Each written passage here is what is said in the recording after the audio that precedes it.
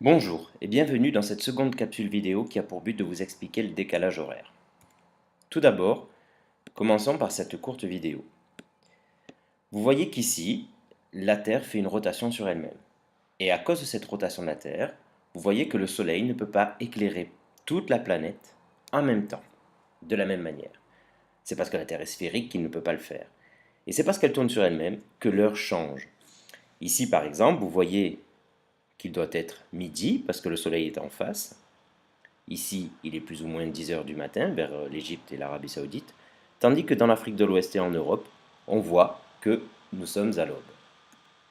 Alors, jusqu'en 1891, il n'y a pas vraiment de fuseau horaire, c'est-à-dire que ce n'est pas la même heure partout dans un pays.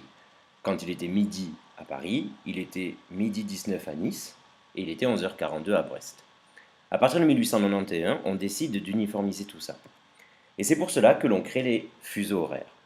Alors les fuseaux horaires sont représentés sur cette planète. Vous avez le fuseau horaire de référence, c'est le fuseau horaire GMT, Greenwich Meridian Time. Et vous voyez que les pays, enfin, ces fuseaux horaires, vous voyez qu'ils ne sont pas droits. Ils adoptent une ligne qui semble être droite, mais en fait, ces lignes épousent les frontières des pays. Ça veut dire que les pays se mettent d'accord pour qu'il y ait une seule heure dans tout le pays. La France, par exemple, est à GMT plus 1, tout comme la Belgique. Bon, la Belgique est un petit pays, donc ça ne pose pas de problème. Ou l'Allemagne, ou de manière générale, l'Europe centrale et l'Europe de l'Ouest. Donc vous voyez que nous sommes bien à GMT plus 1. Ça veut dire que nous avons une heure de plus que l'Angleterre.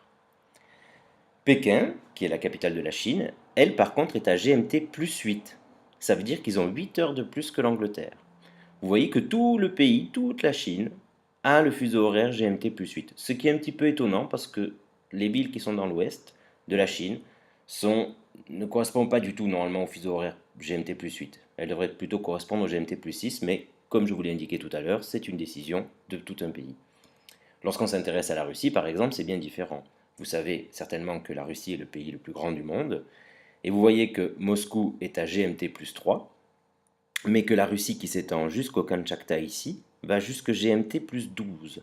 Ça veut dire qu'entre Moscou et l'extrémité de la Sibérie, nous avons 9 fuseaux horaires. C'est énorme. Ça veut dire que dans la Russie, il n'y a pas la même heure partout. Nous avons vu la même chose aux États-Unis. Vous vous rappelez en cours certainement, et vous avez vu qu'il y avait 3 heures de décalage, 4 fuseaux horaires, donc 3 heures de décalage au sein des États-Unis sur le continent, cette partie-là. La Namibie, par exemple, c'est intéressant de s'y intéresser parce que vous voyez que nous sommes dans le même fuseau horaire que la Belgique. Ça veut dire qu'il est la même heure en Namibie qu'en Belgique. Pourtant, la Namibie est très éloignée. Donc vous voyez que le décalage horaire ne dépend pas de la position nord-sud d'une ville, mais plutôt de sa position est-ouest. Nous avons une heure très très proche de l'Afrique du Sud, nous n'avons qu'une heure de décalage, alors que nous avons 2 heures de décalage avec Moscou. Alors, comment calculer un décalage horaire? Alors prenons l'exemple du journal que j'ai lu ce matin et qui disait par exemple que le Grand Prix de Formule 1 de Malaisie avait vu la victoire de Max Verstappen devant les Mercedes. Et en dessous, ce qui était intéressant, c'était qu'il était écrit qu'il fallait se lever à 9 heures du matin pour assister au Grand Prix de Malaisie. Alors du coup, je me suis posé la question, mais à quelle heure s'est déroulé ce Grand Prix en Malaisie, s'il était 9 heures chez nous quand ça a été diffusé?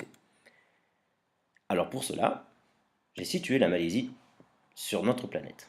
On voit que la Malaisie est dans la partie verte ici, c'est-à-dire que nous sommes à GMT plus 8.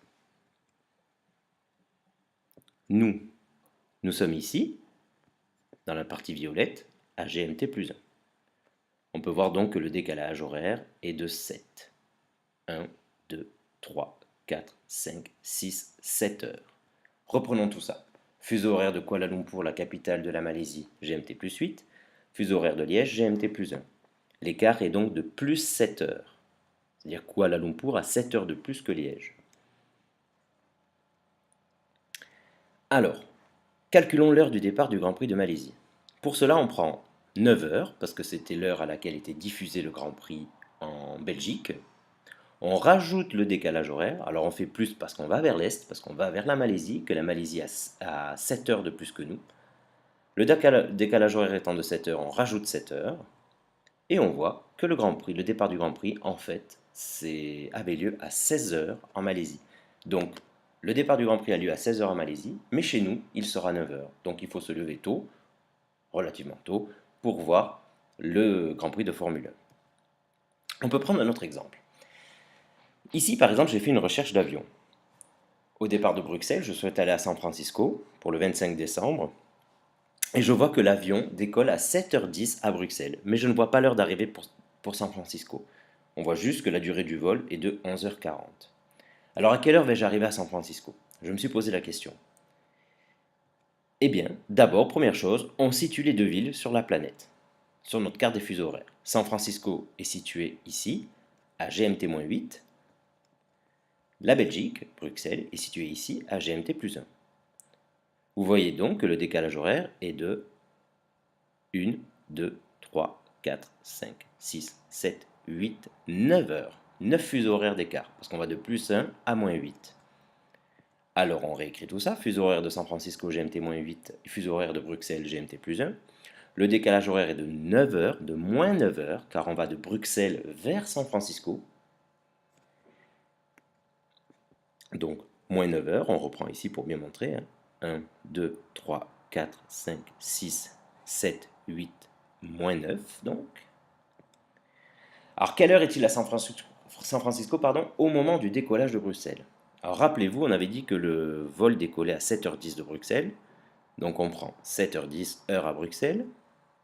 On enlève le décalage horaire. Alors, cette fois-ci, on l'enlève parce qu'on va vers l'ouest. Tout à l'heure, pour l'exemple de la Formule 1, on allait vers l'est, donc on ajoutait. Ici, on va vers l'ouest, donc on enlève. 7h10 moins 9h, on tombe à moins 2h10. Alors, évidemment, moins 2h10 n'existe pas. Alors, pourquoi est-ce que on tombe à moins 2h10? Ça veut dire simplement que nous sommes la veille à San Francisco. Donc, quand il est 7h10 le lundi à Bruxelles, il est en fait 22h10 le dimanche à San Francisco. Alors, à quelle heure allons-nous arriver à San Francisco du coup? Eh bien, on avait vu que, rappelez-vous, que la durée du vol était de 11h40. Donc, on reprend l'heure qu'il était à San Francisco au moment où on décollait de Bruxelles, il était 22h10. On ajoute 11h40 de vol, et on voit qu'il est donc 9h50 quand on arrive le lundi matin.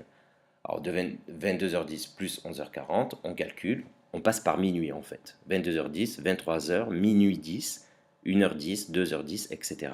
Et on tombe à 9h50, le lundi matin. Ça veut dire que vous êtes parti à 7h10 de Bruxelles, que vous êtes resté 11h40 dans l'avion, et pourtant vous n'arrivez qu'à 9h50 à San Francisco. Inutile de vous dire que vous allez être fatigué.